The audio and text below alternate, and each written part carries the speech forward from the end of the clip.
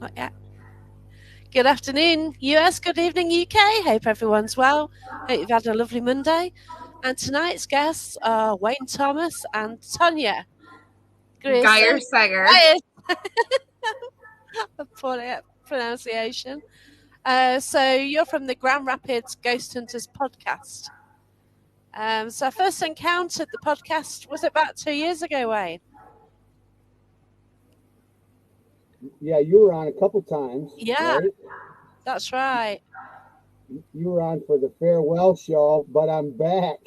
Yeah, it's I nice was to see off, you I was back. off for about 3 months, I guess. Wow. Yeah. So we always start really about your first paranormal encounter. So Wayne, where did it first start with you? What sort of got you interested in the paranormal?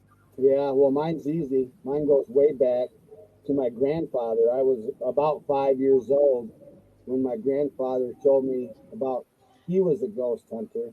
Now, he was a real thing. Long before they had all this equipment, his first encounter, he dug up money that was buried. His neighbor died, and he buried jars of money. We're having a So, lot of interference. Sorry. and Wonderful. then he had other encounters as he got older, where he actually dug up bones. He followed ghosts. He followed them. He was paid to stay in haunted houses and dug up bones that were people were mutilated, disbodied, and then cemented in basement walls and floors. Oh my gosh. So at 5 years old, he's telling me these ghost stories where most kids are told there's no such thing as ghosts, where I was sure there was ghosts. So I've been a believer since 5, but I started ghost hunting maybe about 12 years ago. So Okay. I didn't really do much of that information that my grandfather gave me until I needed it. And then that coaching that he did really paid off. So that's how I got my start. Oh wow. So with they found the bones and everything, how did it happen? Did the places have paranormal activity? So you went to investigate, or were they just found, or? Oh, well, yeah, they had paranormal activity. They actually paid my grandfather. My grandfather ministered his own church, and then Oh, also, okay. yeah, was also a ghost hunter because he got a reputation because he also had a ghost that came to his farm, came to his door. It was a typical poltergeist where it rattled the cupboard doors, dishes, windows. And one night, finally, the ghost appeared at his door. He followed that ghost out into the field to a potato bin Oh, and then wow. found a dead body, what he figured was a migrant worker, a dead body that was down in this hole out in this field. So then they buried the body, said a few words over it, and it was at peace. Well, the word got around that my grandfather did this, and so then they paid him to stay in these haunted houses where these people had been murdered, and then cut in pieces, and then cemented in the walls and Oh floors. my gosh. Yeah, he was a real thing. So I feel bad because in 12 years of ghost hunting, I've never found any bones. We've never dug up any bones. I Uh, guess the most But this incredible is thing maybe we found was a gun that we thought might have been uh, had some kind of a paranormal connection to it. But yeah, wow, in 12 years, I never dug up any bones. How about you, gosh, no. Tanya? Dug up any bones? It's just a totally different story, isn't it? Like he did something when nobody else would have done anything like it. Oh yeah, and of course, as a little kid, I'm like, well, Grandpa, weren't you scared? Weren't you afraid?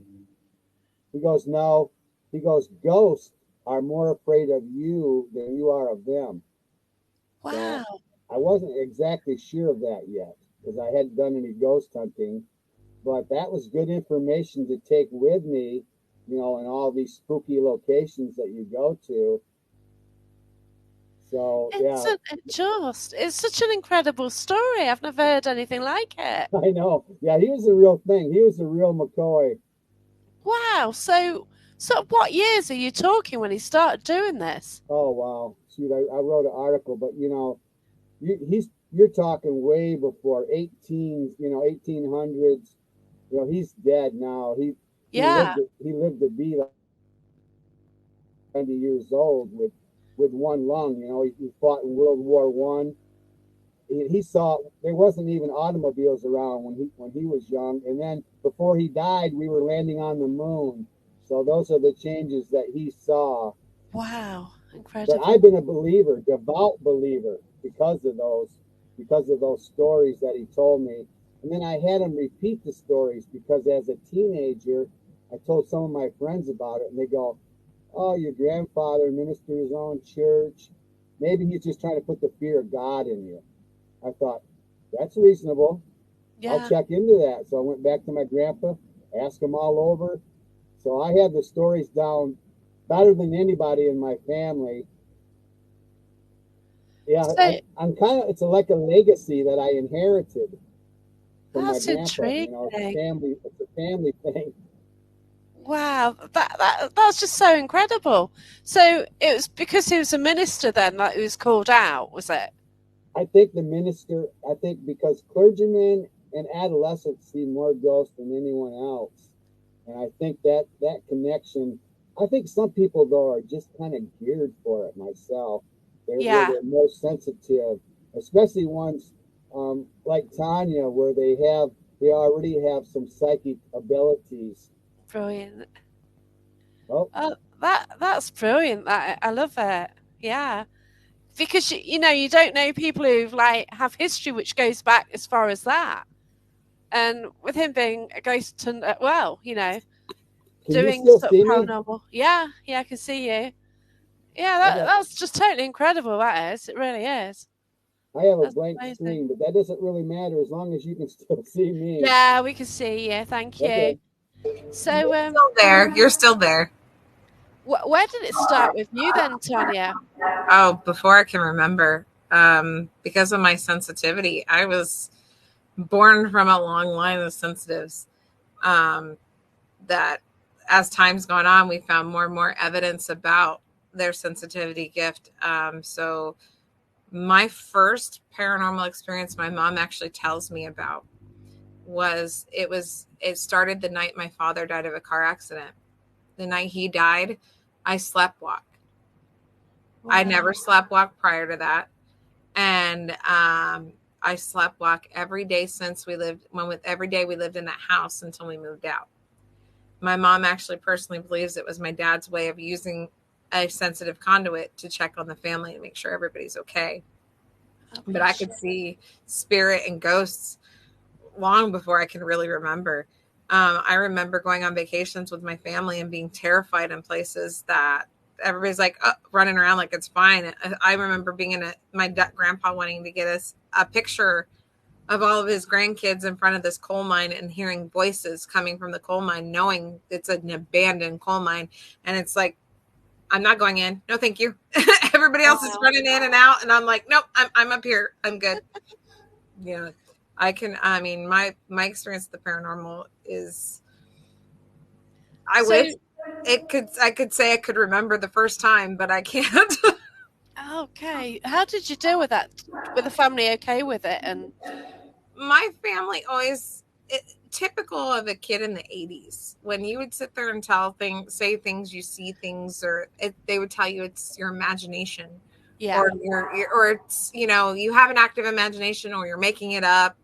But the one thing I learned a long time ago with kids is eventually the imagination, when it's fake, gives up. The stories end. And mine never stopped. And I was like, no, why can't you understand? There's something there. Like, I remember being on a tour with my family in Deadwood, North Dakota. I think it was North Dakota. And seeing this guy with red eyes, like it was just a black mass with red eyes. God.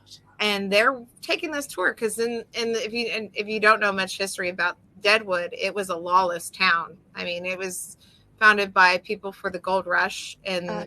and it was a lawless town at the time. So there was a lot of deaths and a lot of not nice people. And at the time, I'm like 6, 7 years old, so I don't know this history, but I just knew this guy was bad. And I kept telling my mom, I don't want to go. You know, I kept seeing him. I was like, there's this guy with this red eyes. And she's like, there's nothing there. It's your imagination. There's nothing there. And I was like, no, he was following us. And I was like, no, I don't want to go near him, because the group kept moving towards him. And as we moved towards where he was standing, he was actually moving closer to our group at the same time. And I was like, I almost was about ready to have a meltdown, because I did not want to go near him, because he terrified me.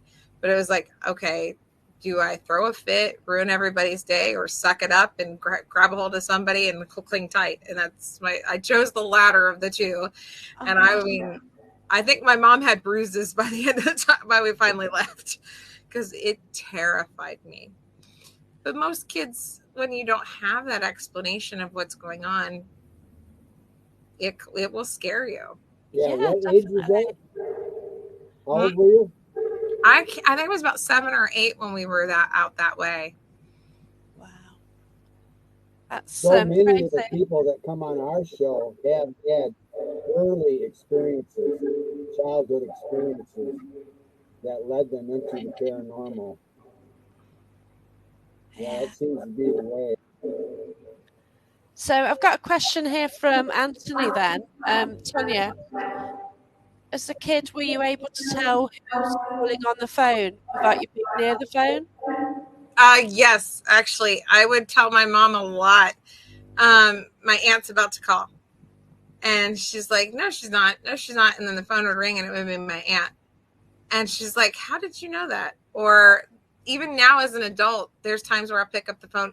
Or there was time before we had, cell phones where everybody had everybody's name remembered. I still had like an old phone when I was living with my husband, and I pick up my phone and my mom would be like, I would go, hi, Mom. She's like, how do you know it's me? I never had that. You're just like, it's not like it's your house phone. How do you know it's me? Back when, if we all remember landlines. Yeah, it's well different then, wasn't it? I don't know if there's anybody who's watching here who knows what a landline is, where you actually had to go up and answer a phone. That was We weren't afraid to. We weren't afraid to. Yeah, it was different. Got Carl. Hi everyone, Jeanette, Anthony Lewis, Irene Akiko, and we've got Mortali as well. Hi everyone. So Carl, his dad was always a non-believer till his mum told him it was not his time yet. Oh, bless you. Yeah, I was out with Carl at the weekend, so yeah, until the ghost walked around the city, so that was cool. See, the funny thing is, I kind of have a story like that. Was my mom? With time we found out we have, if you've ever heard of it, the laying of the hands, the healers, when they lay the hands and they can heal someone. Well, I've kept that secret under wraps for a very, very long time, that I inherited that through the family. Oh. My mom did not believe it for the longest time, and I even told her which side of the family it came from. I said, it's from your mom's side. And we've later found an obituary that proved, in my distant grandfather's obituary, it said his healing hands was well known. I mean, we found evidence of this. But she didn't believe that I could do it until she injured her knee one time. And then when she injured her knee and I gave her some healing energy, it took a couple of bouts, but she's a believer now. Oh, bless you. What do you say to children who are experience things, or families with children who experience things? First thing I personally do, I don't know about Wayne, but I personally tell them, don't disbelieve it. Because the first thing everybody wants to do is not believe it. I always tell them, listen. First, listen to the kids, especially if they're kids. Listen to them tell what's going on. Because they're not going to lie. Fear, especially if they're scared. If they're scared, why would kids lie about that? It's not something that kids want to lie about. So listen to what they're saying and don't dismiss it. Oh yeah, I tell parents pay attention to your kids and your pets both because they might notice things that adults don't. We grow out of it. We get to an age where we're told, things fit in a box and that, and so we always put things in the box after we get older. But now kids do see imaginary friends and they do grow out of it, but you have to pay attention to what they're telling you. And if you've got pets that are acting screwy, there's a good chance you got something going on. Yeah, I think it's more often than not like these imaginary friends.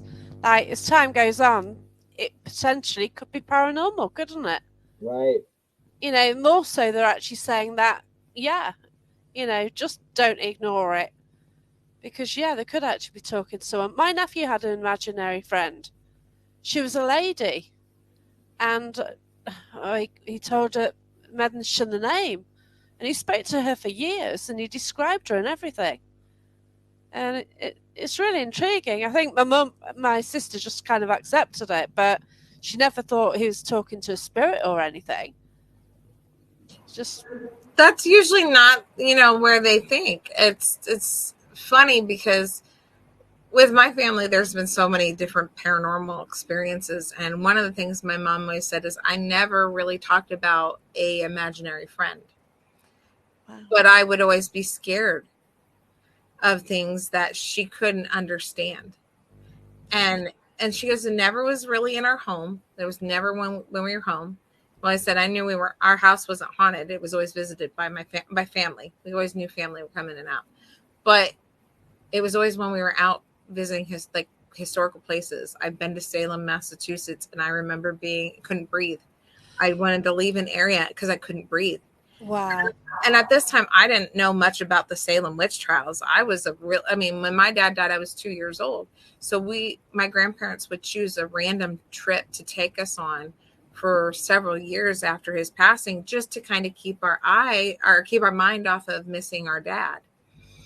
And I remember being in Salem and I couldn't breathe. And it wasn't until years later I learned that's around where we were at was where the hangings took place. Oh gosh. And I was like, wait a minute, they hung them there? And I realized that's why I couldn't breathe. Yeah. They couldn't breathe. Oh Not wow. only are you psychic, you're empathic.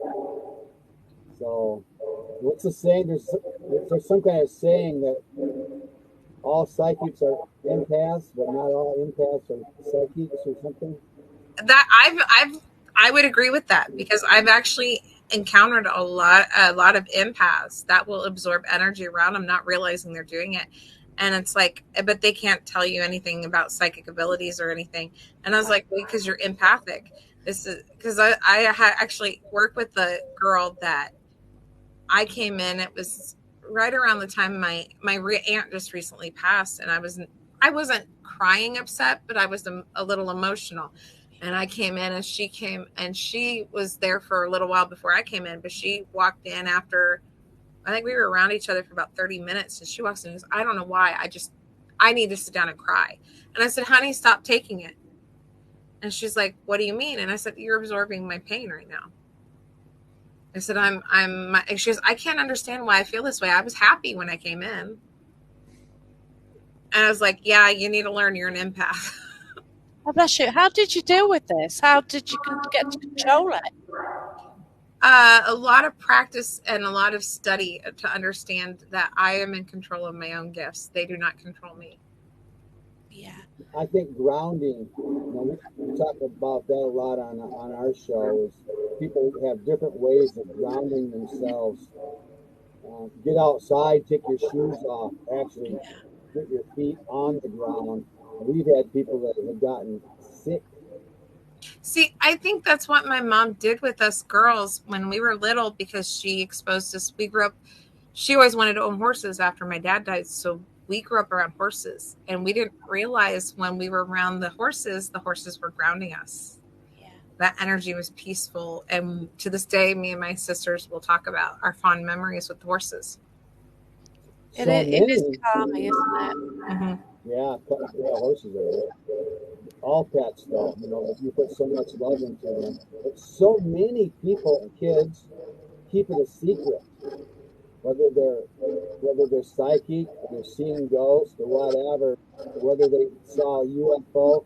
Everybody wants to keep it a secret because they don't want to get a label of being a kook or crazy. I agree with So, that. I would agree with that. Getting terrible feedback. I don't quite know what's going on. I might have to kind of mute in between. oh, I, well, I I'm really, hearing everything over here. it's really a bit random, but yeah. Um, but so what happened with you then, Wayne? So obviously you believe straight away. Did you have any actual encounters yourself? No, but when I was growing up, it's like everything was haunted. Just playing. It was like the haunted barn, the haunted woods. But even though we wanted them to be, they weren't. And so I didn't really get started until years later. Like I say, probably 12 years ago, I was watching the news and I saw this thing came on where there was a paranormal team and they were going to do a reveal at a haunted location. It was the middle of the winter here in Michigan. It was nasty, but my wife and I drove long distance to get to this place. I heard my first EVP. I heard a ghost say, "Get out." That was that was my first encounter with ghosts, really, my own personal encounter. And then I met two teams that night, and I ended up joining one of them. And so I started ghost hunting on my own. And I used stuff that my grandfather told me, coaching that he told me years ago when I was a kid. Like I said, don't be afraid. Um, Try to convince the ghosts that you're there to help them. But and then I always wanted to work with the person who had the most experience because here I didn't have any experience, so I wanted to learn from the person that knew the most. I worked with teams out of Detroit area that had been doing it for 25, 30 years, and so I figured they knew things that I should probably know.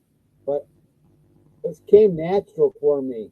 And it's kind of funny because we do a questionnaire. We're trying to find out if these people that we're investigating, whether they have some hang-ups, whether it might be alcohol or whether they're just not quite, maybe they're taking drugs that cause hallucinations. But we're the ones in the dark talking to ourselves. Definitely. They could have It, been questioning me whether to see how sane I was. it is weird what we do, isn't it? Yes, it is. It's strange. Like, oh gosh, I was somewhere the other night and I just said something, and like everyone was laughing at me, but it's a common phrase that we use all the time. Like, well, quite frankly, we use cat balls in the UK. So basically, they're toys for a cat, and they flash. Right. So you can say, "Oh, can you get your flashy balls out of the pocket?" And Yes. it's things like this, isn't it? It's always like random things which just you say, is it like paranormal investigator, ghost hunter, whatever you call it, and it's got a hidden meaning if you're like not in the community or don't Yeah, do it this. comes So, with its own language, without a doubt. They oh, all it do. does, yeah. Whether it's Bigfoot or aliens or psychics, they all come with their own language. Oh, definitely, yeah. Rachel, she's a fantastic medium. Rachel Farrow, Ambassador Empathy. So, what was the first tools that you used then, Wayne, when you went out? Yeah, well, you're going to measure for EMFs, so you're going to have a device that does that, and then you got to have your digital recorder, and then if you put your digital recorder and then you put headphones on at the same time through your recorder, you can hear those EVPs as they happen. Well, And so yeah. then you can earmark that so you can go back once you start listening to that stuff, after the investigation's over. But we had different cameras, we used night vision cameras, and then you see all that dust that you're breathing in. And like, what is all that stuff? Oh no. So Oh, I started wearing a mask long before it was fashionable. Wow.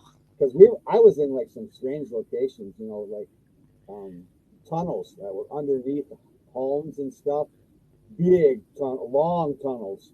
So this stuff was really spooky. Some of these basements that they put us in where there's nothing but mold and things growing in there that probably aren't good to breathe. Yeah, but that was the basic kit, and you know we did some things like you're talking about too, where you have a something that's going to attract them. I would bring toys if I was at a location where they thought they had children ghosts. I would bring stuffed animals, or now they have the cameras that have lights and stuff that where they can attract the kids to them. Yeah, they Yeah. got some really good stuff out there. You know, I think SLS cameras. You know, that diagram, the Yeah. stick figures, um, FLIR, where you can. Oh my gosh, I love, yeah. Oh my Yeah, gosh, they're so expensive, but they're brilliant. Yeah. yeah, they're not cheap. That's No. why you need funds, and we would Oh we gosh, would yeah. do things to raise money. We bought a FLIR that you could hook up to your phone, and so Wow, it's I've real seen cheap, them. and Yeah. we're talking hundreds of dollars. Yeah. Uh, but yeah, we would sell T-shirts, and we would do events, Halloween events at different locations. We do some paid reveals where we'd open it to the public. Otherwise, we did everything for free.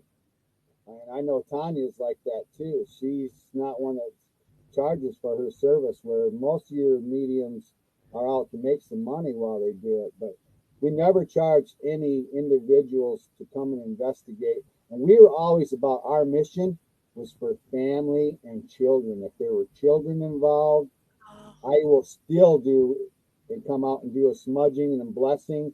If you have children that are being oppressed, I'm there. But otherwise, it's Brandon Jose, our other one of our other members, who he's still active in it. And then Tanya, you were active. I'm not sure if you still are investigating. I will investigate. I did leave a group that had a lot of toxicity about it. So it was like, I'm here to help, not be a part of. We left high school a long time ago, pretty Yeah, much. So I decided to walk away, and I will invest. I still go out and investigate with people who call me in. I actually am working with a friend of mine who we're dealing with.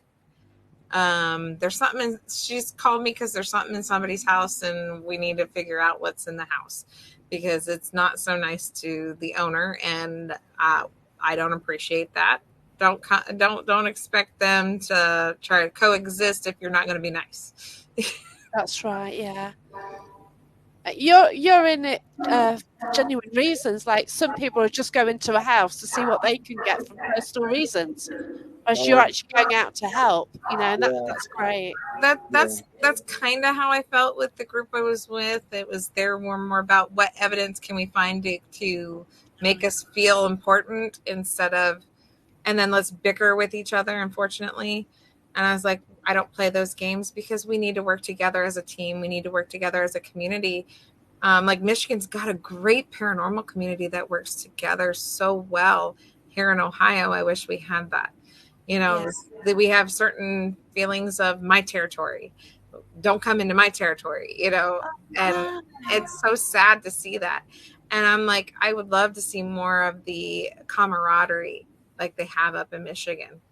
yeah. We've been promoting para unity, and that's what we do on our show too, about providing all these different aspects of the paranormal onto our show. If you investigate enough, you're going to hear "get out," and you're going to definitely. hear "help" or "help me." You're going to hear that a lot, and so that was always our mission, especially like I say, families with children that Yeah. need help. I got something horrible through last night. So I was working a public event, and right at the end, mediumship wise, I saw a bloke trapped in the tunnels. So it's during the war and it's a bunker. And there's no way out for him because one side had been blown up and he just couldn't get out because whatever reason. and he was just, oh gosh, running up and down the tunnels, and he couldn't pass either. So we sort of helped him on that, and it was so like, oh my gosh. So the last thing of night, you're so like kind of really upset because you know you've had these images which were quite graphic and upsetting, and then you're like leaving and driving home, and it was, oh no. But yeah, he's like, you know, we sorted him, but oh wow, Yeah, amazing what you do see, isn't it? I'm really envious to the places that you get to go to in the UK, the castles, and now I know you put some of that stuff online that I get to check out. But I'm really envious because we don't have that culture here in Michigan. And we have some other things. I know you went to saw Loch Ness, looking for Loch Ness once I'm doing too. that again. Oh, you are? Yeah, I'm doing that in September, so I'm looking forward to that. Now, when I went up there, I wanted to go and speak to a guy I'm going to try again. So he basically quit his daytime job, and he decided just to go and live on the banks of Loch Ness to see if Loch Ness Monster existed. And this, I think you're going back to the 90s, because when I first went to Loch Ness, I think he'd just gone, and I actually met him. Maybe the first or the second year that he'd gone up there, and he's just like got a little caravan on this shale beach of the loch, and he made these little pottery figures of Loch Ness, of Nessie, which he sold to help him for food, you see. And yeah, I went I went 2 years ago. I'm going back this September. It wasn't around at that time, but yeah, I want to try and catch him this time. Yeah, good luck with that. Now we have lake monsters and a lot of reputations, but we don't have the castles. I mean, we have like fake castles. We don't have the culture. You know, our culture only goes back 250 years, except for the Native American. Why isn't it ever spoken about? Why don't people speak about the history of the Americans who were there? See, with that, it's a history of respect for the culture. Okay, because we never hear anything. Well, nobody mentions it. When it comes to, especially with the Native Americans and here in America, they're very, very spiritual. They're not religious. Yeah. They are spiritual. Definitely. So their connection to spirit is their connection to the earth as well. My mom actually raised me with a deep respect in Native American culture. I have many friends out in New Mexico that are Native American. Wow. That when you go, like here in America, you go to different parts during the year, they have powwows. And these powwows are spiritual to them. They invite the public to come and learn about their culture and be a part of them and learn what it's like to be a native or what it's like to be a part of their culture. And it's one of the most beautiful things to get to experience here in America, wow. In my opinion, because it goes to a deeper spiritual level. It's like their version of church. Yeah. And it's because they want people to know this is their storytelling, their dancing, their drumbeat. Everything has a spiritual connection to the earth. So when it comes to the spirits, they don't talk about it as much because it's a part of their culture. It's not myth or tales like for us. Wow. They may tell the stories to their children or continue that along the land, but it's like that's not something they want to drag into the culture or drag into like American culture because it's so personal for each one of them. Oh, I get that now. Yeah. Yeah. They always wondered, but obviously you don't ask that in the UK because we don't know. So, see, I kind of compare it to like the ancient Celts, yeah. And the ancient who else was around at the time? I love me and my daughters. We love that horrible histories. So watch that so much where they like even some of the Viking cultures. Some of the Viking cultures where they won't talk about a lot of the history of the dead, and it's like it's personal to those cultures and their ancestors speak to them. It don't. The one thing I feel sorry for as a regular, like a white or African Americans or somewhere, they lose that touch with the land, like the natives or like the Celts, or because when they talk about their ancestors, it's a feeling. It's not just a story. Okay, yeah. Yeah. Besides Grand Rapids Ghost Hunters Paranormal Podcast, I do articles. I write articles, paranormal profiles for WKTV Journal, and one of the articles I did was on preserving American burial grounds or burial mounds. We Wow, have yeah. burial mounds right here in Grand Rapids. Thing is, the settlers moved in, they bulldozed, they took all this dirt from the mounds and they made roads out of them. So Oh, that's, I mean, total disrespect for the culture, for the dead. And, so I wrote an article about that. And we have farmers that plow their fields up. They find bones that are Native American bones and artifacts. Now, the right thing to do is to turn these over immediately. yeah. And so I wrote an article kind of like saying that people should not just take the stuff home with them. And also, some of the things that the Indians, you talk about scary legends and monsters, the Navajo skinwalkers. Oh yeah, the skinwalkers. Just to talk about them kind of give me the chills, because especially living out west, the skinwalkers are everywhere out west. But they have more than just that. They have the Alaskan Kustika, and they have the Wendigo, which might be the scariest thing of them all. It eats human flesh. It can't get enough human flesh. So I think that they come up with these legends, and they're by far the scariest of any white man's legends. Yeah, I've heard of the I don't know if Skinwalker Ranch, but like, is there a massive area where you get the skinwalkers?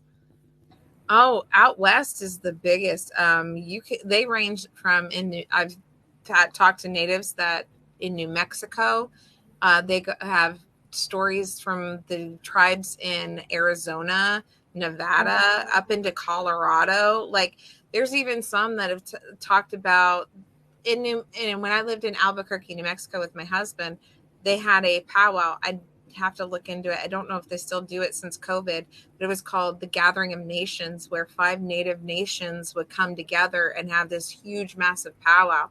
I mean, it was such a great experience. But there were people that would come from all over, and some of them were talking about up into Canada experiencing skinwalkers. Like, it is everywhere across the United States and into North America. I like, even when there's a debate. Let me just say this: debate going on where some tribes down in Mexico are trying to debate whether or not their legend of the chupacabra is a form of a skinwalker. There's many different stories and many different legends that I would say probably go as far back as some of, like, the Banshee and some of your Irish legends. I mean, they're pretty old. And the Wendigo, especially, is the Great Lake area, right in our area in Canada. But yeah, these shapeshifters.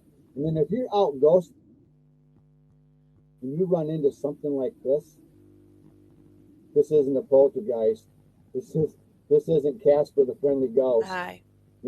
This stuff is really frightening and threatening, and probably could be harmful to you. They're tricksters, is what they are, and they will trick you into thinking there's something else. Or they can even change forms, different human forms, and change voices and mimic voices. Oh my So, gosh. I mean, you're talking an entity that is way beyond any ghost. So So how yeah, do they that's out there. how do they come about then? Like, what's the theory behind them? Question mark. So one of the theories that came about was, this was a story I was told a long time ago, so I don't know if I'll get the full story correct. It's been a while. Where the legend is, this went back to a tribe where the chief betrayed them. And to get back at him, his medicine man didn't curse him, but did not help him when he was sick.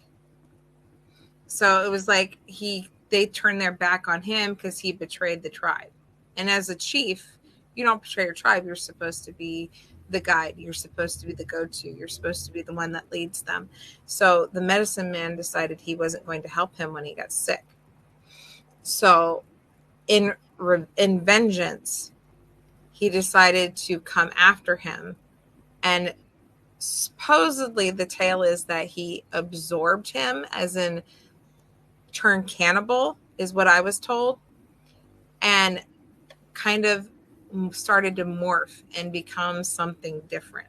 So that's where that's one legend I was told. That's how cool. The skinwalker came about, was kind of absorbing the skin and absorbing the spirit of the medicine man.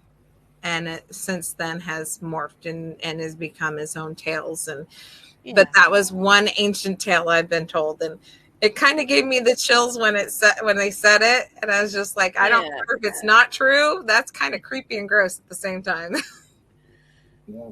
If unfinished business is a motive or revenge, who has more motive than an entire nation that had all their property taken away? They had the Trail of Tears here, where thousands of Indians died at once.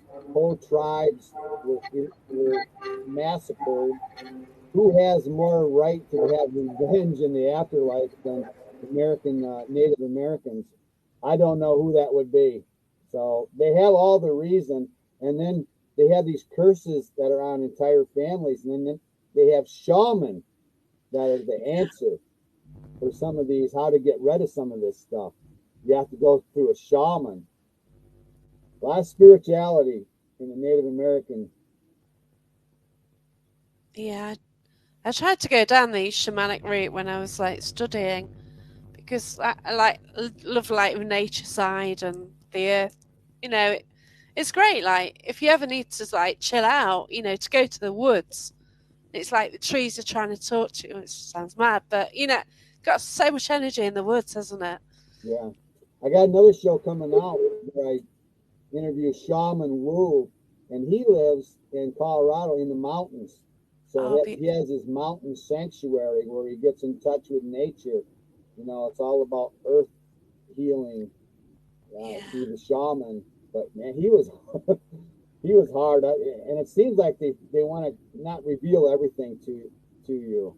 They want to keep some things back. They don't want you to know all their secrets. It seemed like, even though he was completely transparent about some of the things that he did, like used marijuana, used mushrooms. I think we kind of got a question here like that. Oh, really?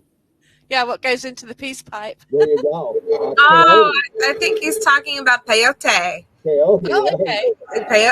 Real peyote is not what it used to be. Natives still make peyote to this day.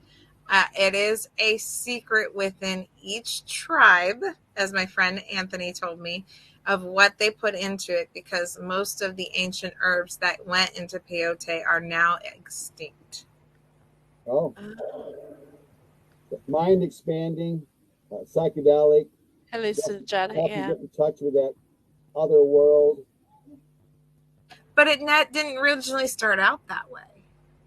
Really? No, originally when they would do the peace pipe, it was to relax the mind so they could naturally slip into the meditations that needed.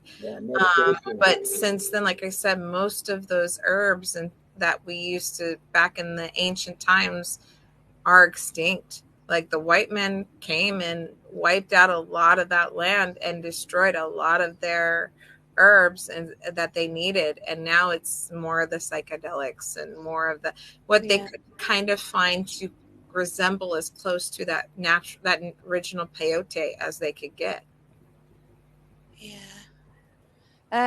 Carl, he says, when you look at the old tribes from all different areas, the painting carvings they leave got the images that look like the prehistoric animals. They do. I mean, there's a beautiful area in Arizona where the tribes lived within the, like, down in the caves, and there's a lot of those paintings and a lot of those carvings on the walls that to this day even the government won't let people go on without permits because they don't want people to destroy, because unfortunately the nature of the beast of it, as the human race as a whole, they're kind of disrespectful and rude. But as a person, like, I could get a permit and go on and be able to go on and be respectful to the land, but it's like they can't have it as a tourist attraction because of the disrespect to the land. Plus the tribes don't want that either. There's also the one thing we're talking about with that, a lot of, especially out west, but there are a few places here, you'll find a lot of hauntings that happen around Native Americans. They've come to find has been burial grounds. Yeah, a lot of paintings of Bigfoot, and then stories that go way back, what they call the wild man. Yeah.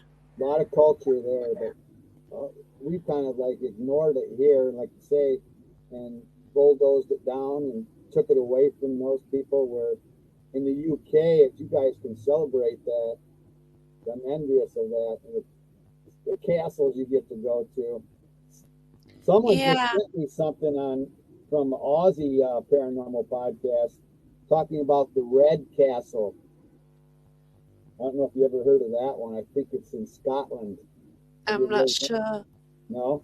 There are a lot. A lot of castles. Yeah. Right? And the thing is, a lot are abandoned now in Scotland. So, I went up 2 years ago, and I met a couple of teams up there. And we went to this castle, and right next door to it was another castle. So they built one for a family, so that was kind of falling down quite a lot. And then the other one was more intact, and it's great visiting both. And my dog went as well, and he was staring at. We were sort of sitting down in the grass, sort of long grass, right near the castle, and just calling out. And we've got a REM pod there. And the dog started growling towards the REM pod, and then the REM pod went off. So that was brilliant, There you go. You just love things like that. More than one thing happening at the same time for confirmation. And pets, I see you have a dog there with you. Are you training your dogs to hunt paranormal? He gets scared easily. This is the problem. He really does. So the growl is him being scared. He's now growled about 4 times at Spirit. So he just does, One was at a place called the Schooner in the UK, which is a hotel, and it's known for the pirates and smuggling and all that sort of thing. So they used to come in and sort of, the pirates got the ships, and then they'd end up in this pub stroke hotel, and everything happened in there. So when I went to stay for a night, we went in a room off the bar, and I picked up on this monocle guy who was really kind of angry and everything. Then the dog started growling at a chair. And then the people who ran the hotel, they sort of confirmed what I got as well. So that was cool. Really, to get that validation is brilliant. Right. With the dog growling at a chair, it's yay, you really impressed, you just, it's cool. See, I have to admit, I am a little jealous of your adventures with Nessie. I have a little bit of an obsession with the Loch Ness, but I mean, I'm with Wayne. There's so many places in England and London, and especially London and Edinburgh. Down is another one. I haven't been to Edinburgh yet. I've heard so many stories, and I've had my little sister. She actually spent a semester in Ireland. Oh, beautiful. And, she went to where Halloween first happened, the first incarnation of Halloween. And I'm sorry, my background is trying to show me my vet.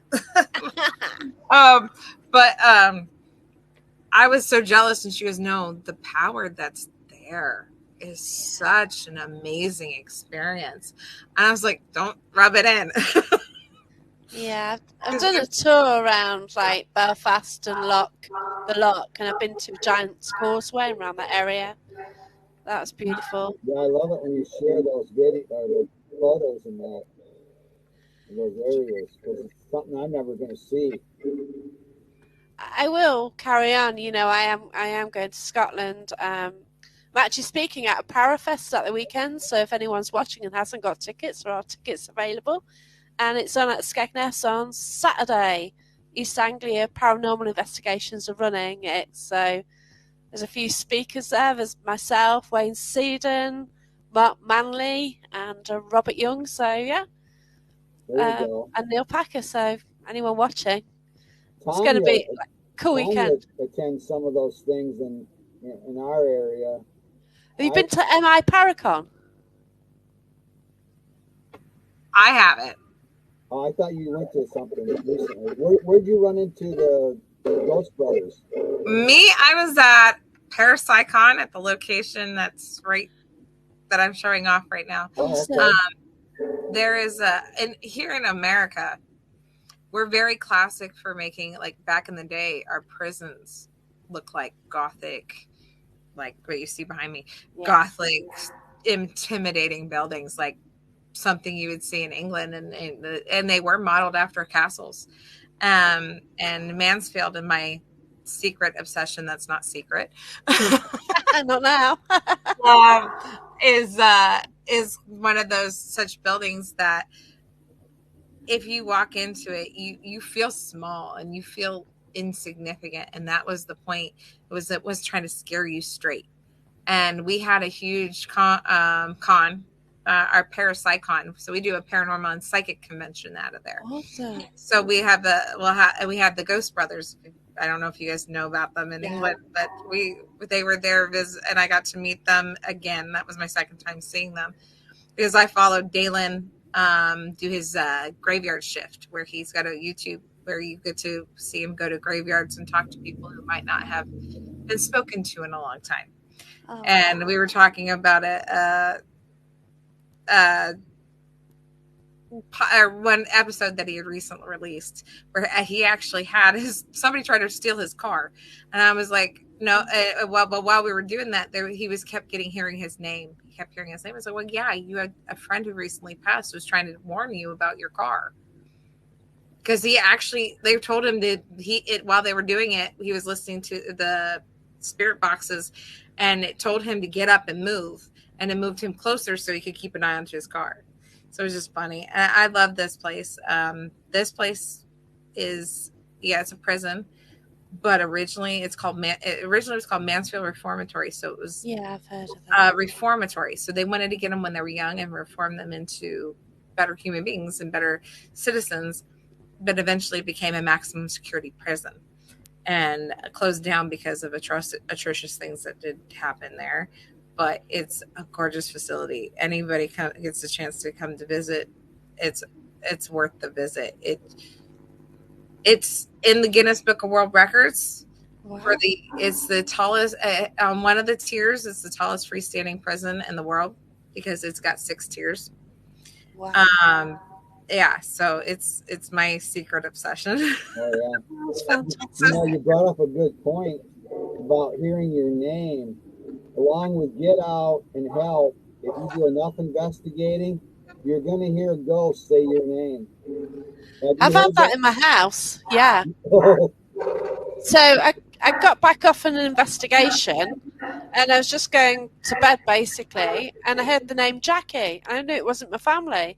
My family called me Jacqueline, so I didn't know what the hell it was. But hey, I legged it to my bed, covered my head up. That was it. I was fine. I was safe. Oh yeah, we've all heard that. I don't know how many times I've heard Brandon at different locations, and then with my own ear, not through a device, So yeah, this you know it's the real thing. EVP. I wrote a poem about one of our members that used to be with us that heard her name for the first time and got a little shook about it.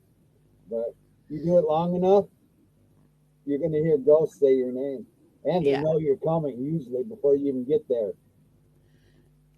Yeah, I think in the early, oh my God, yeah, because they usually come to me like a couple of days before I visit somewhere. So like if it's particularly like not pleasant, then they'll come like 2 nights before. They won't let me sleep. So if you really want to sleep, then they'll just come and like, oh, you'll just have these freaky dreams all night.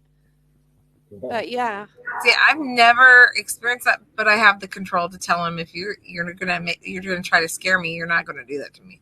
I was like, no, I'm not gonna have weird dreams where you're trying to scare me. We'll have a conversation, but that's the extent. that's cool. I've Yeah, been cussed out. I've been cussed out by those. I've been called names. I've been called okay. names. Nice. I've Yeah. been called the not so nice version of witch a couple of times. Oh, oh, yeah. And pinched? Have you been pinched?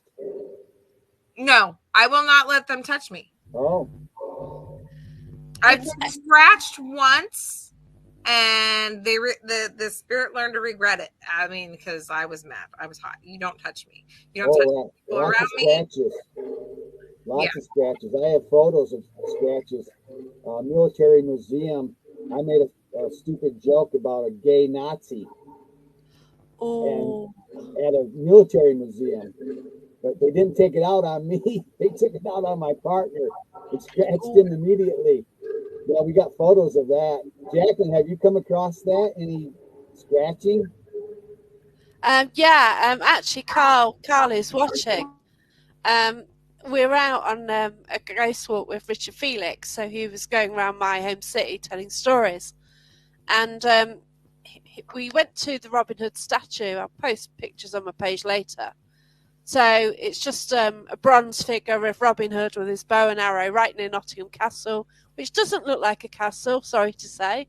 It's more like a large house. So they, but he just went there. He's just posing for a photo. He'd got a walking stick with him. All of a sudden, he dropped his stick. Not so long later, he discovered this massive scratch on his hand. He then went into a pub along the route Salutation, which is like, we've got 3 really old pubs in Nottingham City.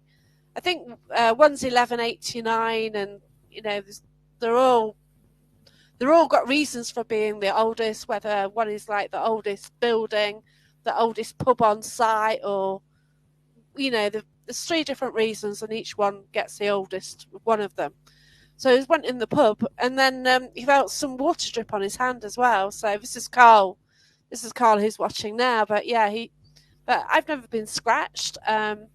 It's only the last couple of weeks I've actually been touched and felt it.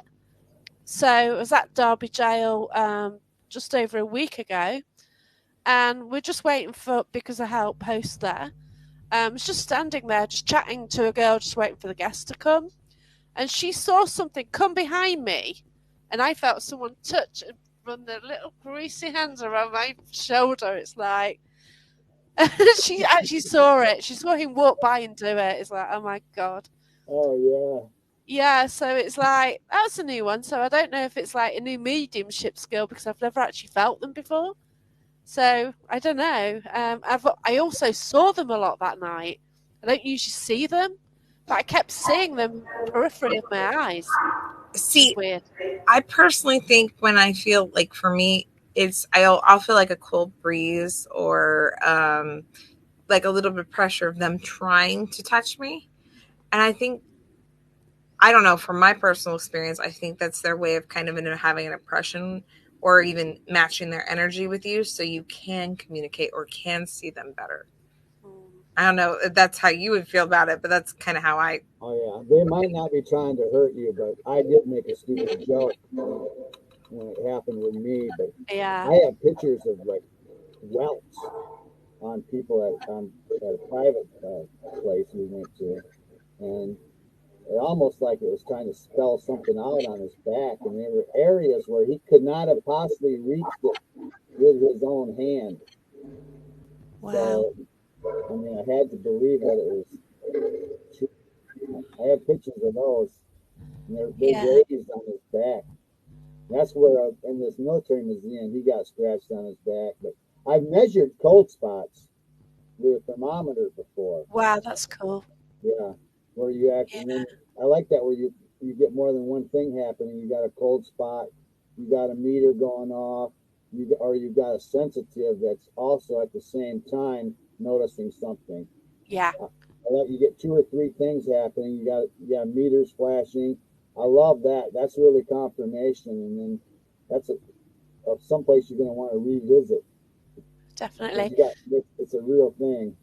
The place I went to, Robin Hood Legacy, I investigated there after the walk on Saturday night. We did to some degree, but not. We got there late, so by then, it's a bit late to get started, and we did some calling out, and we did some bits. And I'd been there before, and this guy, he felt a pain on his back, so straight away he took his shirt off, and you saw this scratch develop, you know, Oh, and to see that with your own eyes as well, right. that is amazing. You get the photos, it's like changing. It's like, wow. Yeah, that's great. Yeah. I had something get inside of me once, and I say something because I don't think it was a regular ghost. It was some kind of entity that was a deceiver because it was doing weird things. It was saying it was a little girl, but it sounded like a little boy. Things that weren't matching up, levitation, things that regular ghosts don't do. But I just stopped there to drop off protection prayers. And I'm petting this dog the whole time. I felt this thing get in me right in mid sentence. My whole inflection changed. Yeah. It wasn't my voice anymore. And then this dog I've been petting starts growling at me. Mm. And I said, I've got to do one of these protection prayers right now for me because I can't take this home with me. But yeah, that was something more than a ghost too, that entity. But it got inside of me, and I gotta I've had say, that. oh, have you? I was a little frightened about it. I didn't want to I was embrace that. very frightened because I ignored the fact that spirits existed. Oh, So even though things happened around me quite a lot, I just totally like, yeah, okay, they don't exist, whatever. I lived in a haunted pub, but no, it's fine. And yeah, you You sound always a find little bit like my mom with that one. you always find a reason, okay? Like, yeah, you say it's haunted, but you didn't want to think too much about it. So I went to a It's funny location. that, oh, real quick. It was funny when you said that because my mom used to do the exact same thing in a way. Because after my dad died, things would happen, weird things would happen around the house. And she goes, "Okay, Tim, I know you're here. I don't want to see you. Like, I'm gonna ignore you. You're not here. You're not here." well, good luck with that. Yeah, so I went to a place, it's Matlock Pavilion, which is in Derbyshire. It's a great big old theatre, basically. But just to, like, you just go into this building. It's not like your conventional theatre. It's just, really special. I'll paste it on my page later. But you just go round a corner on a sort of main road, and then right there is a great big pink building with a dome roof. So I went in there, and we were just doing a holding hands basically, and just an energy circle. All of a sudden, I lost control of everywhere from there down. So all of a sudden, I started doing the hokey cokey, and I was laughing like a child, Yeah, and my head was going to my mouth, get it out of me, but I couldn't say it. I couldn't work out how to speak. So I was scared to death. My head was going mad because I didn't know. And like, eventually I managed to get my mouth to say, get it out, and then it sorted. But this happened about 20 to 2 before we actually left at 2 o'clock. So we got through it all. We went downstairs, and I didn't leave the building because I didn't want to come with me. I was scared to death. And then, luckily that night, I didn't drive on my own. Somebody was actually with me. So I was chatting all the way home. And then I got home and I wouldn't put the lights out. All the lights were on in the house. I wouldn't go to sleep. I don't go to sleep. I was scared to death in case she was with me. And then I had to sleep in the daylight. Everything was fine. I thought, I want to do this again. yeah. So this is the reason I do it every week. Wow. And even though like for 6 months, it's kind of asking loads of people like, what happened? Can you explain? Yeah. That's I was also embarrassed as well because it's not the kind of thing you can mention in like normal conversation because That's it's mad. interesting. Yeah. I mean, it'd be one thing if you invited it in, but Oh. for it just to come in by itself. May have done okay, right? That particular night, I've been doing development, trying to learn mediumship for about 2 to 3 years by that stage. So we sort of ended up, but for some reason that night I was picking up everything. So by then I wasn't getting images. My mediumship wasn't that good then. But there's a medium there who's doing trance mediumship, but I could see it happening as she was getting it through. So I saw this little girl drowning in her face. Her face became this little girl and she was drowning. And I just screamed out, like, no, because I saw this, oh gosh, just as she was saying what was happening, just as she was speaking. And then, like, this guy came who was an entertainer and while this was happening, I had a daft question in my head. Would you like to do this? And I said, yes. But I didn't think anything of it. Oh, So that meant you had your blocker taken away. Yeah. Well, I think that night basically I was shown what I can achieve if I continue doing development and open up. Yeah, that's what I said. I think that's Yeah. when the other side went, okay, time to take that blocker away. She's ready. wow. So it didn't happen after that. Well, no, a lot of times it takes development, but like I said, in that case, a lot of times where there are people who are like yourself deciding, I'm going to development more until you're fully embracing it. It doesn't seem to come as quickly or come as easily until that blocker. I believe the other side goes, okay, it's time to take the blocker away because she's ready. I get that, yeah. Because I used to go to these events. You get flashing lights. You get K2. You get this, that, whatever. It doesn't prove anything to me. I can rule it out all the time. I'm great. A tap, it's always a radiator or a creaky floorboard, isn't it? Yeah. I think you're pretty sensitive. Maybe getting more sensitive the more investigating you're doing and opening up more. Gosh, yeah. Even as a psychic or a sensitive, it's good to go in with a bit of skepticism.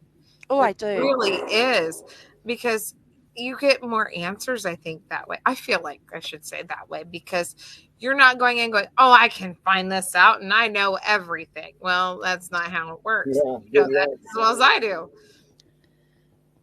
Have you ever noticed ghosts seem to get braver at the end of the night?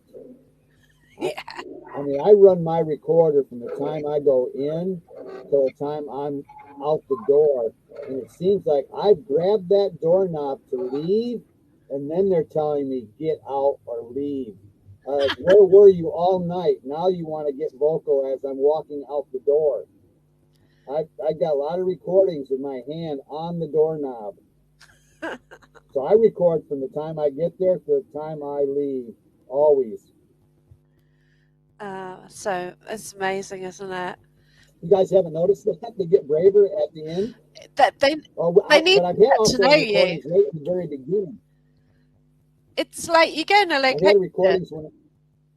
You go in a location, and they're all hanging around you, aren't they? They're like, oh, what are these? You're that entertainment for the night. Oh yeah. I feel that way sometimes. I'm like, okay, we're gonna sit back and watch. They're gonna make us laugh. Yeah, like you just feel you go in and like, oh no, what we got tonight, and there's now 2 locations where I help out at, so they're kind of getting to know me more. Hence them showing themselves maybe more, or maybe I'm more developed. I don't know. Maybe I've hit another level, and I'll see next time I go if I can start seeing them again. But yeah, that person clearly touched me. The week before that, I was at I did the Estes method. And they put the headphones on and blindfold them and says to me, I said, whatever you do, if you want me out of this, don't touch me on the shoulder. Otherwise, I'll scream. Because I kind of try and breathe into it and I don't go into trance, but I relax into it. So, you're totally focusing on the spirit box and everything. About, a few minutes into it, something tapped me on the shoulder. And it wasn't human. Oh wow. Yeah. So they had I a tried, sense of humour there. I tried. If you want us to leave, give us a sign, a nice, loud, obvious sign. 3 o'clock in the morning, the jukebox comes on. I mean, so loud. The owner was outside, came in, and says, "What are you guys doing?" We're like, "Wasn't us." It's just fascinating, the intelligence of them, isn't it? Oh yeah, and like you say, they can be kind of tricky. Maybe play with you a little bit. Seems like not Yeah, always serious, dead serious. yeah. So, shall we mention your podcast then? Going strong. Tanya's coming to kind of fill up when I was going on leave from the show, and then they did some shows where they're doing the Zoom show. And of course, she's in Ohio and we're in Michigan, so we've never really met face to face, and I don't I really always, I always have like to any. say I'm the lone Buckeye in a field of Wolverines up I there. know because you don't know that in the UK, but Michigan and Ohio are big rivalries in college football. Big rivalries. I mean, yeah. But Yeah, we're looking. we've Nottingham and Derby. What's So that? we have that with Nottingham and Derby, and then obviously you get other cities what have rivalries with the soccer and stuff. So yeah, Oh, okay. Oh, yeah. I know so soccer. I help out Derby Jail. You see, well that's Derbyshire, that's over the border, and I'm Nottingham. So yeah, My part of the podcast, I've been concentrating, even though I was ghost hunter for over a decade, and then I am a member of MUFON, the Michigan UFO Network. awesome, brilliant. So, I and I, spoke to Preston. It's Preston and Preston Dennett. Is he in MUFON? I got Tanya here as interpreter for the British accent. Preston Dennett. I don't know. That's a Okay, person? yeah, Oh, he's cool. my middle name's Preston, so you Oh, confused me a little. okay. You confused me a little bit, but yeah. Yeah, Yeah. yeah. He said there's sometimes that he cannot understand the English a little bit too much, and I have an English aunt, so Yeah, I yeah, learned a lot yes. from her. I was on a US podcast and we had a few words which were a bit well, in England it doesn't mean the same as it does in the US. All right. So it's quite rude. Yeah. Now this book here, you have the right to talk to aliens by Seb Talk. She's out. We have her. This was a great um, show. She is so smart and out there. She's opened my mind to whole new ideas, whole new possibilities. It's Wow. like I was limiting myself in my own imagination because there's things beyond what I can even imagine. So I had to realize that to move on. And then Gosh. my next guest is going to be wrote this book, Dave Emmons, and it's Wow. another alien abduction where he's been abducted several times, just like Seb was abducted several times. And then in Michigan, we've had some real good UFO sightings. 1966, 1994. So I had the meteorologist who in 94 reported all these UFOs over Lake Michigan. He pretty much lost his job. They kind of ran him out of town, and he hasn't wanted to talk about it. He didn't have Men in Black visit him, but just about everything else, where they kind of threatened him, and so he didn't want to come forward about it. But now we have our Pentagon that's releasing information where they were saying, "Oh yeah, we lied in the past. There is something here." And we had the Blue Book Project, which they denied everything. They, even though they could not explain all the sightings they had, they still were in denial. And yeah, that's what I've been focusing on. But of course, we are Grand Rapids ghost hunters, and we like to do ghost people that are in teams and stuff. Now, Tanya, you did interview some ghost hunting teams, right? Yes, I did. See, when I joined back over a year ago now with the group, when Wayne asked me to join and be part of the podcast, my biggest interest to join was because I always knew there was more to the paranormal than just ghosts and spirits. And I've always been fascinated with the extraterrestrial. And I've never personally experienced a cryptid, but I know one day that will probably change. So that's where, like with Wayne, I love doing the paranormal stuff and the psychic stuff, but I just was so fascinated to learn more, especially I have always believed in aliens, and I've actually encountered aliens in my life where they live. I know they live among us because they have no natural energy signature that's natural to this planet. And New Mexico, when I lived out in New Mexico, is when I experienced that for the first time.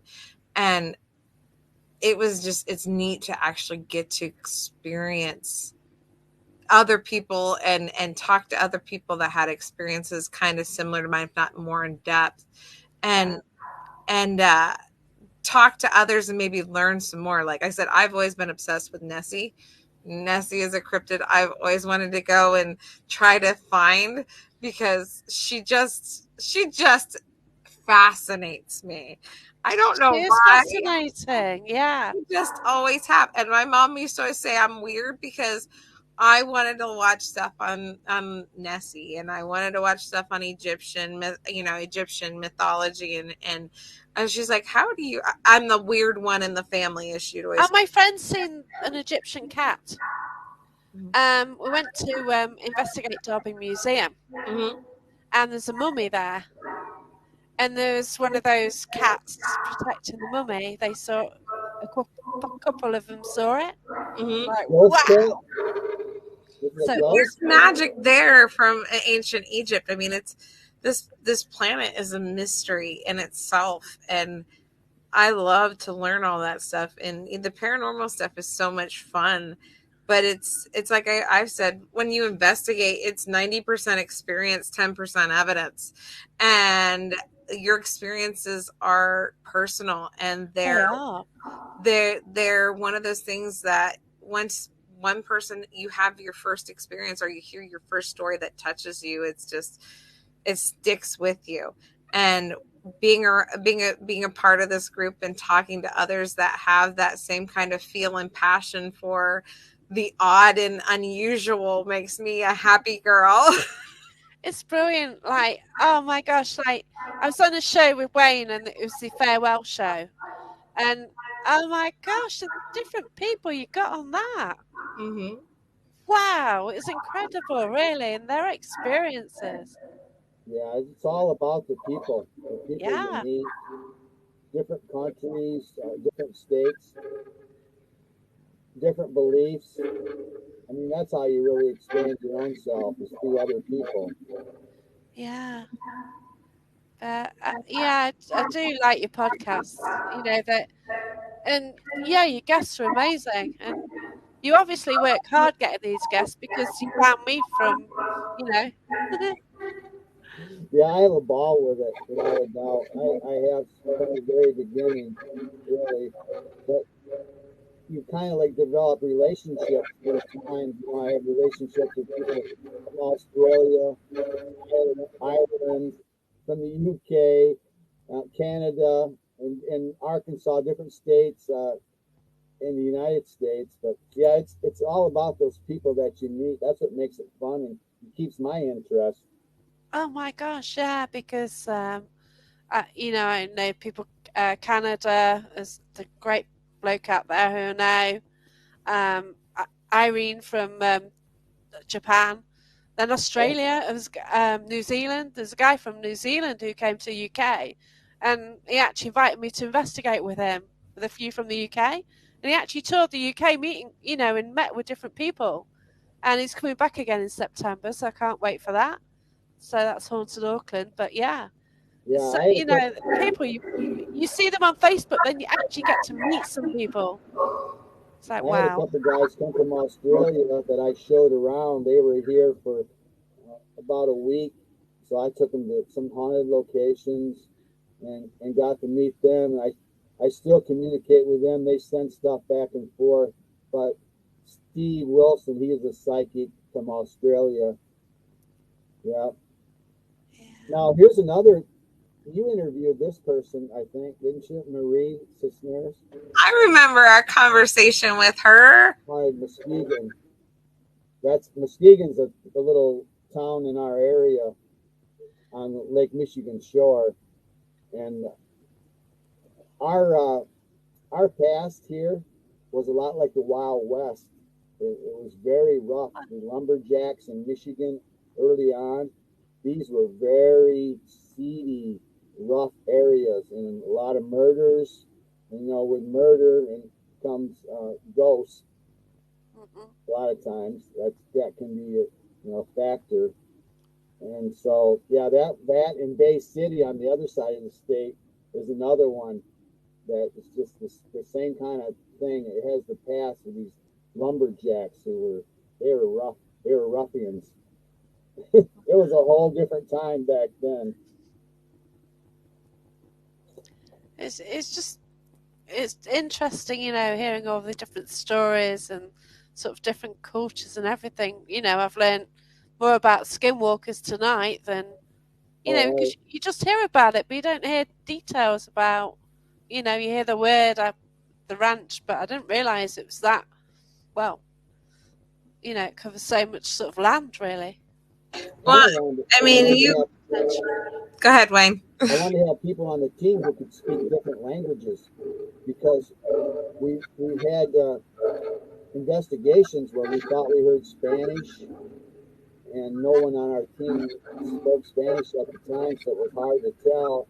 We've played things, the Lord's Prayer, in different languages, even at locations, because we thought we were hearing different ancient languages. So we tried that. But yeah, you never know what you're going to run into on the other side or from the other side. It's hard to be totally prepared. But it's nice because, like I said, for us, we can learn something about the old world of England and Scotland and Wales and Ireland when and then we can learn about, you guys are learning about, the wild America and their ancient ways. It's neat to learn these different cultures and Yeah, definitely. see these different spirits or ancestors talk to us the way they do. And it might be the exact same or it might be something completely different. My biggest part, I should say, about this is the history. No matter what, it's history being told. Yeah. And what can we learn? Like, one of the things I found out with my family is we're descendants from Jane Seymour's family. And I told my mom, I was like, I would love to go to England to see, because we're cousin, like descendant cousins from King Edward. And I was like, I'd love to go and see some of these places where King Edward lived his short life, and maybe we would be a trigger object to Yeah. see if he'd talk to us, because we have just a little bit of that blood in us. We found out that we have an interesting history on my mom's side where there's a pub, or not pub, a tavern here in Ohio that was built by a great uncle of ours, and we are trying to arrange a family reunion there Wow. once they recover from their mysterious fire. A fire caught. It was interesting about this property. It was an inn that back in the day, and the newest part they had built on to add on to the kitchen caught fire, but the rest of the building was spared. And we joke that it was our family protecting the place, because literally, if it would have went a little bit further, the building would have been gone in seconds because it was Mm. so old. And we want to have a family reunion there to see if we're going to be trigger objects Oh, cool. because of that blood relation and that history. So it's like it's interesting to hear we can learn something from every part of the world. Yeah, that's right. The podcasts they do, they help you meet people, don't they? And yeah, thanks, Wayne. And thank you, Tonya. It's been great to meet both of you and just chat to you properly as well. Wow, it was wonderful to chat to you. I've been Lovely. actually excited about this for the last couple of days. Oh, cool. I jokingly said to my husband, I said, "Oh, I hope my aunt teaching me how to speak with an English accent doesn't creep up and bite me," because I always said I don't want to sound like American trying. Okay. Well, I was so Oh, bless glad you. Tanya could join. And then Jacqueline, you're looking good. You're looking real good. I must be agreeing with you doing the show once a week. Cheers.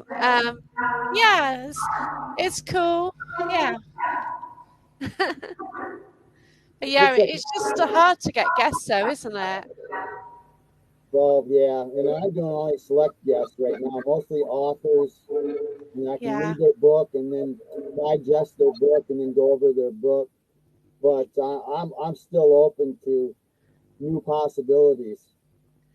Yeah, that's cool. And we sort of work in a world with the paranormal where you hear a story and you can't say no because oh, anything can happen, can't it? Yeah, you never know. I can say to someone paranormal, oh, this happened to me, and go, wow, you say it to someone walking down the street, now you're lying, rubbish, that can't possibly happen, and you come out with really outrageous things, but well, actually, this is what you think has happened, and that's the world of paranormal, isn't it? Yeah, I like that we could compare notes and found out that a lot of the stuff that I experienced and we experienced here in the U.S., same thing you experienced there, Yeah, all those miles away, yet still it's the paranormal. So there's it's so common things, cool. common threads. I love it when you keep sharing, please, your adventures online. Oh, I will do, yeah. So yeah, cheers and thank you both of you. It's been absolutely wonderful, and thanks everyone for watching as well. Sorry about the technical issues. It's Gremlins. A lot of people have been having trouble with Facebook and StreamYard recently, so at least we've managed to carry on. So Yeah, Well, we make the best of it. yeah, yeah. sounds good to me. But Thanks. thank you. Have a good evening. Well, late afternoon for you, isn't it? Yeah, But good day. Good to see you, JD. nice to see you. Take care. Thanks everyone for watching. Have a good night and rest of the week. And tickets left for the EAPI, East Anglia Paranormal Investigations Parafest on Saturday, where I'm a speaker. Okay, take care, everyone, and goodbye. Goodbye. See you. Bye.